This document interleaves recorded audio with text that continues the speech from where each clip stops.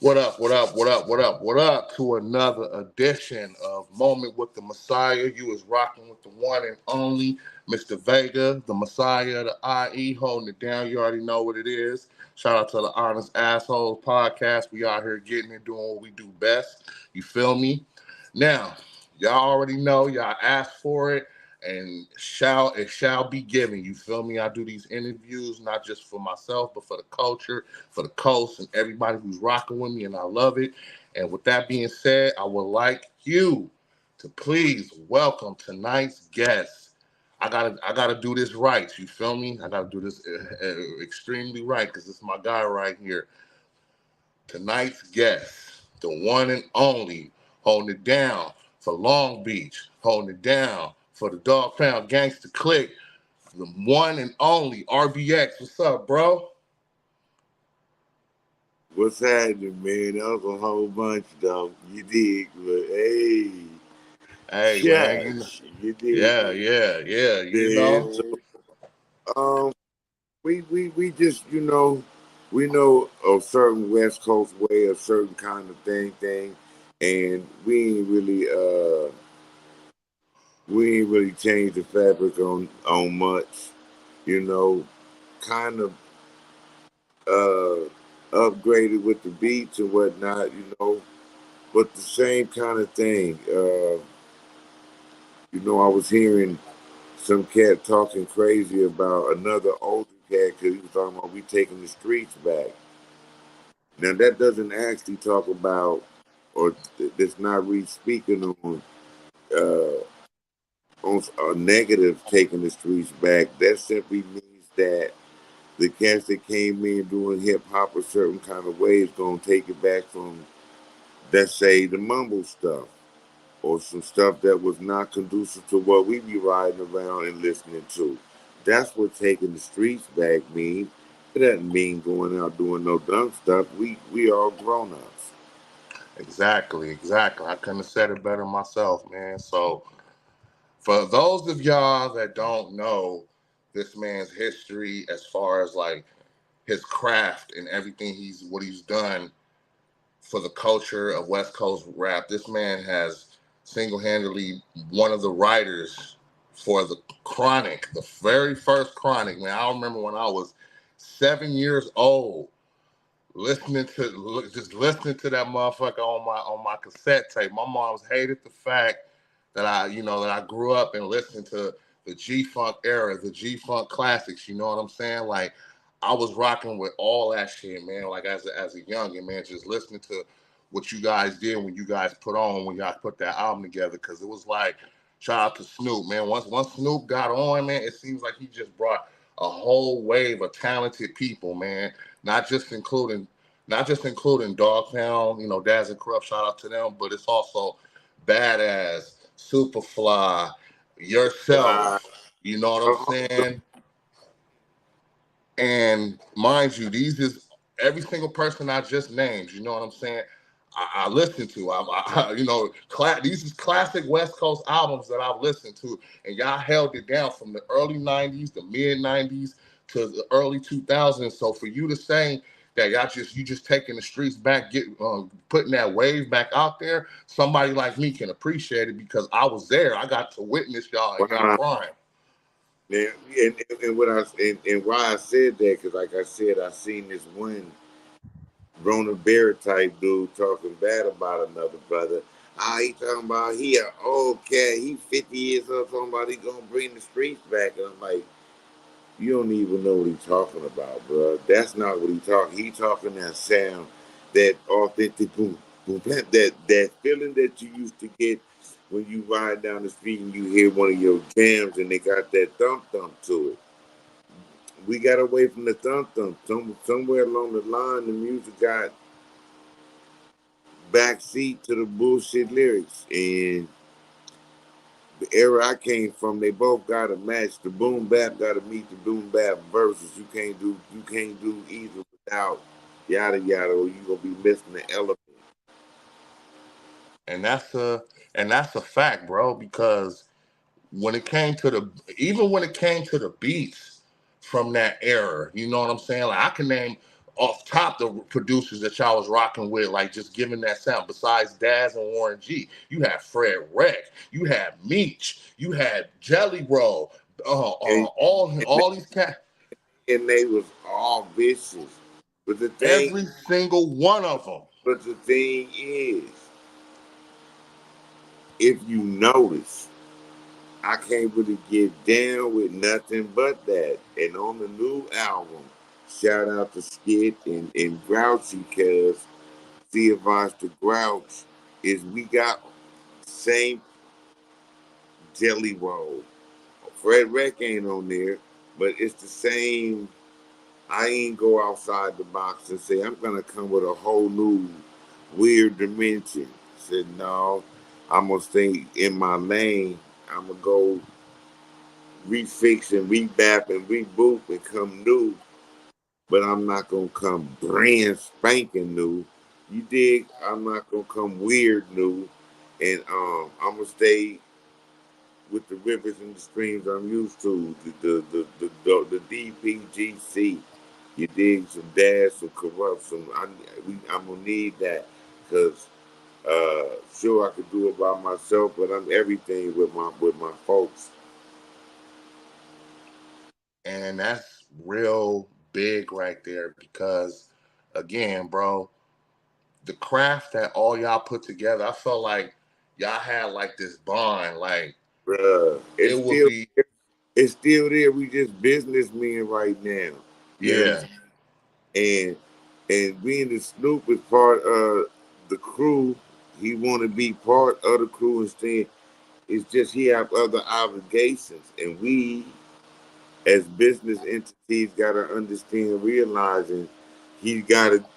You might see that nigga run around the track in the Olympics. You dig? But I'm not trying to be on that bus. I ain't trying to be all in the video dancing. Snoopy got to go do what Snoopy got to do. So we let Snoopy go do Snoop Dogg business. And when he come back down, we just stay solid and pull up on him. But until then, I got to stay popping. So that's what I'm doing.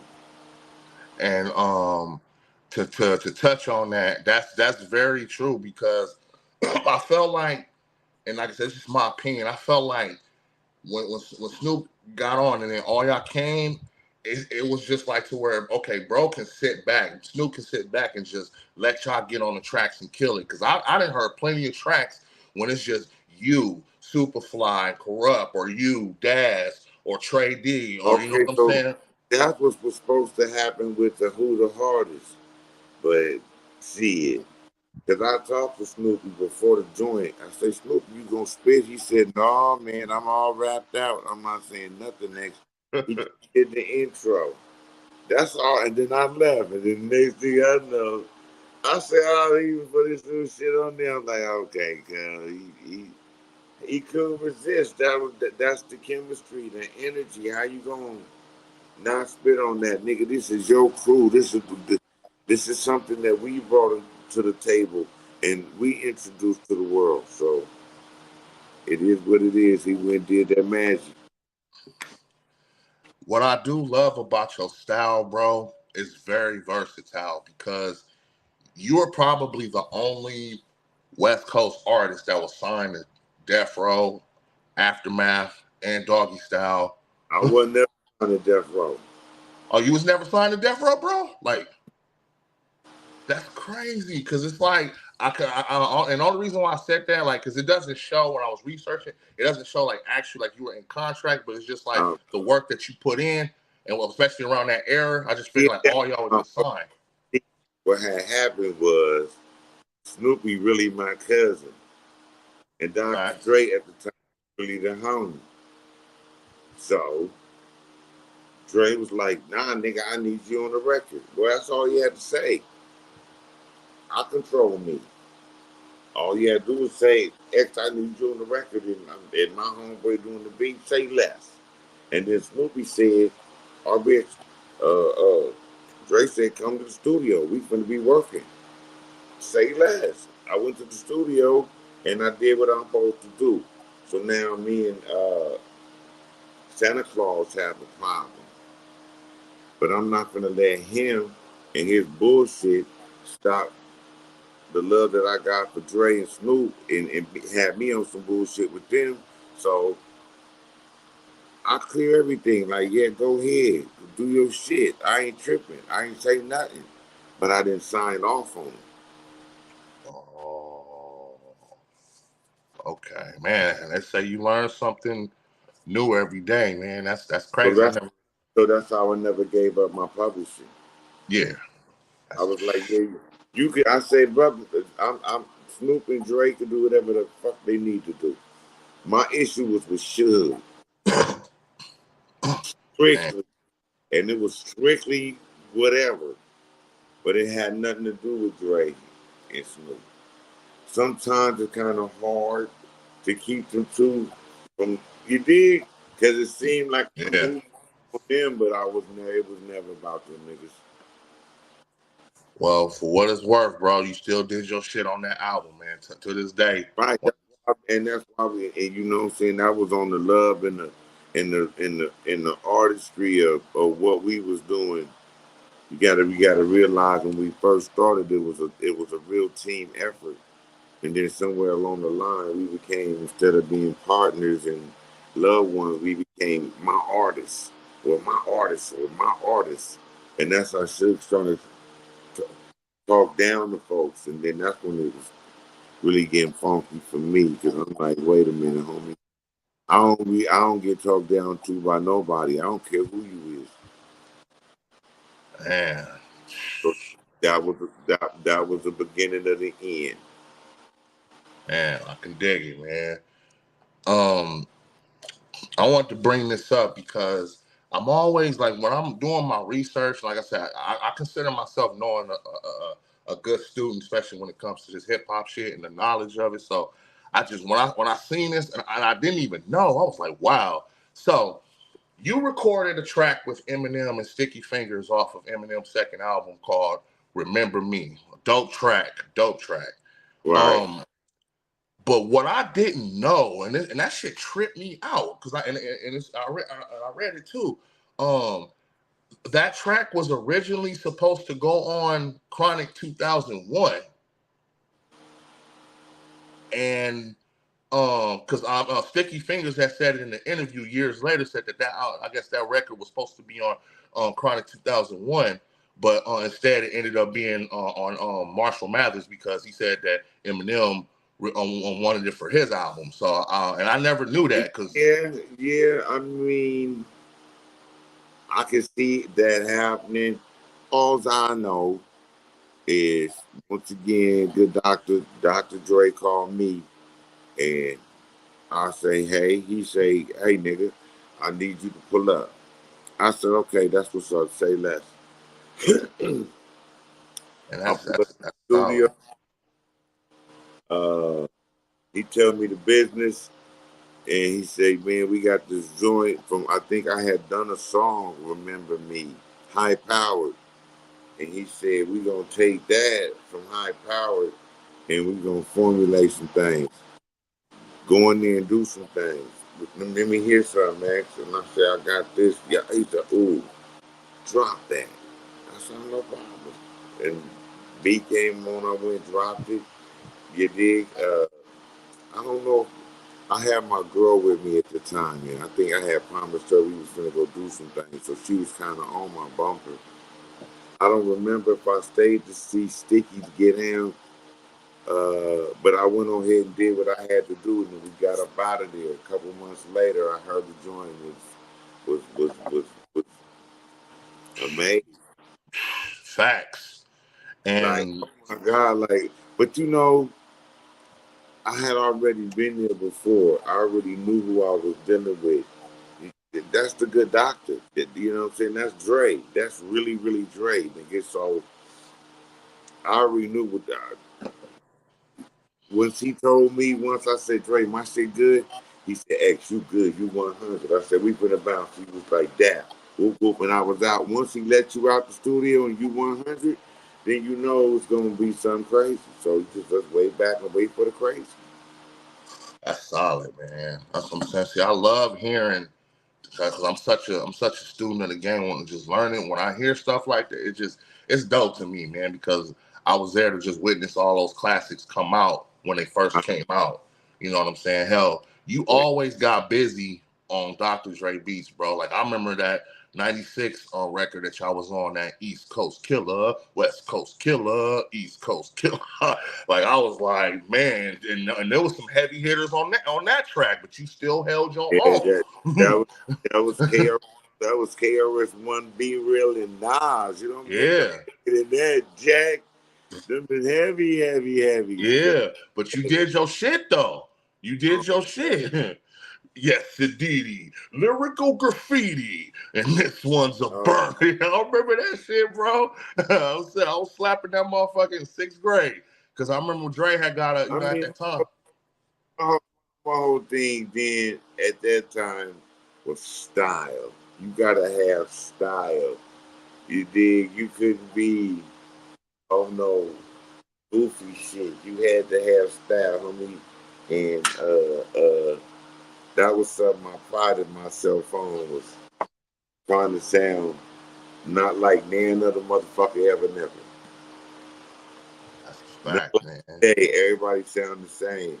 You don't know, is that whoop-de-whoop? Nah, that's yada-yada. Oh, damn. Well, the niggas sound kind of sort of the same style, same cadence, using the same words. Well, when I came up in the game, that kind of shit was not acceptable.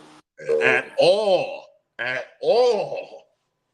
I'm telling you, man, that's what I loved about that whole wave of music, bro. Like all y'all styles was different, but when it was time to come together and work, man, that shit was man. What was that that compilation that you got busy on with Snoop? That Doggy Style All Stars, nigga. That track you got busy on with it was you, High Tech, and Superfly.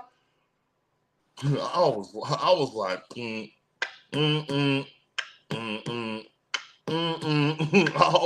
like, hey man, I loved it, and this was 2002. Mind you, this was 2002. So I'm like, and this is 10 years after the crime, and I'm like, these niggas is still getting busy, nigga, dropping that dope shit, my nigga. Yeah, I know what song you talking about. It's everything. I'm trying. He was like, cocaine was on that motherfucker too. All will fall. Man, Me up defeat. All that shit, bro. Like I said, man, like I said, it's just no cap, my nigga. Like when I say I'm a big DPGC fan. Like I listen to all y'all shit, man. Like I said, I was there when LBC crew was put together, but was never dropped nothing at that time. Because you know what I'm saying. And then even your first album, the RBX Files, you know what I'm saying? Like 95 was just a dope year, especially for West Coast music, bro. So, and at that time, because like I said, I was like 10 at the time. So man, at that time, I didn't know what the fuck I was doing. Okay, I had no clue. Because if I did, I probably would have been a lot of probably a little bit more successful. However, I don't regret nothing because I didn't. I was too stupid to know better, and it kind of saved my face, so to speak, because I was living by street rules. Street rules sometimes are not applicable to industry rules. Facts. But my street rules stayed. Check this out. You're not taking nothing from me. I don't care if it's a toothpick, nigga. And that is one of the reasons I kept my publishing, because I'm like, yeah, that don't feel right in my heart of hearts, nigga. You ain't taking nothing from me. You could have got a business venture with going on with me. We possibly could have done something, but the way that it was presented to me made me feel some kind of way, and I locked up on everything. Like, yeah, nah, you're not getting that, homie. Fall back. So those kind of rules kind of kept me on an even keel, so to speak. But I was too naive to know that you shouldn't go off into certain companies and do this, that, and the other. I was just too naive to know. So that's why they got me labeled as, oh, he was a bad guy, or no, I wasn't a bad guy. I just didn't have no representation to talk for me and went in there and talked for myself. And they wasn't used to a black man with verbiage able to speak and know what the fuck he's speaking on. They wasn't ready for that. I'm like, wait a minute, I can get a lawyer when it's time to get a lawyer, but you're not talking to the but that's how Hollywood was set up. They didn't talk to the artists. They talked to the lawyers, and the lawyers set it up, and the manager misters, and they wasn't used to that, and I wasn't used to having people talk for me, so that began the problem. Well, first of all, to salute you for that, for even having that at a young age, because you got to think at that time, a lot of brothers was getting ganked out of their deals. Yeah, I was just fresh out of college. I was just leaving UNLV. And I'm like, yeah, that don't sound right to me. That don't sound right to me. Yeah. No, we're going to have to run that past some lawyers. And they was like, who is this nigga? You ain't supposed to look for this. You're not. You're supposed to just get in line. And I'm like, probably not. But you waited too late to do it because we had already busted done. The crime was already done. And then you would try to come at me sideways, and I knew what I was worth. So it didn't work. Facts, man. And to add to earlier what we were saying, the name of that track was called "Light That Shit Up." And dun, dun, Dun dun. Came into this motherfucker fly as fuck. Yeah, man. Yeah. So again, man, shout out to you for coming out tonight, bro. Like seriously, like even though we getting ready to wind it down, and so I just gotta ask you, my brother. It's the part of the show, like where I just ask my guests a random question. So by you being such a contributor to the coast and everything that's going on with the coast, with Kendrick doing this shit at the Juneteenth and whatnot. So I gotta ask Mr. RBX, in your honest opinion, what is your favorite? If somebody was to ask you, what is your favorite West Coast album of all time? What would it be? Probably The Chronic. Ain't nobody fucking with it. What's fucking with it? What's fucking with it? I'm going to ride on my train. I'm going to ride on my train. There you go, man. There you go. What's fucking with it? Hey, there you go. Who am I? I ain't gonna argue with you, my nigga. Fucking with it, ain't no argument there. It's what I said. Man, that's what's up, my G. So, hey, like I said, who am I to argue? Lyrical Gangbanger is still on my shuffle. So I still slap that motherfucker. 2 into the 3 into the 4. Snoop Dogg, nigga, what? Yeah, man. I was there from the woo wobble, so I might be biased, but you asked and I said it, and I ain't hey, man. I love it.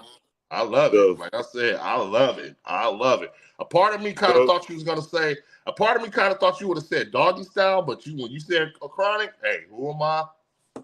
That's just that's just a good answer. That's the springboard. Yeah. That's everybody live. So we got to get props due, man. Anything less than that would be unreal. So we're gonna keep it 100. It's the crime. Facts. There we go, fam. So for the rest of the year, bro, since we winding it down, what do we have to look forward to from RBX for the rest of the year? We know you just dropped the album, which is dope. You got a nice lineup too, man. Shout out to all your guest members that came through. Man, like I said, that DPG wave, bro, and that whole era, you definitely brought it back with that, man. Like for real, for real. And I know we've been going back and forth.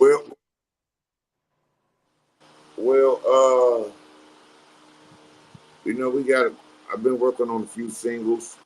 I actually got to drop a verse for the homie Lee. Lee, man, listen, homie. I know I've been bullshit. Now you see the interview, the joint coming. I love the track. Don't you worry about nothing. So we've been doing that.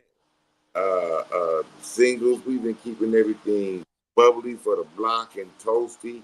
You know, I just did something with the homie Hankster the Gangster and Blue Flame Mega and Double G and Wooch and Membrane, you know, the cats from the hood.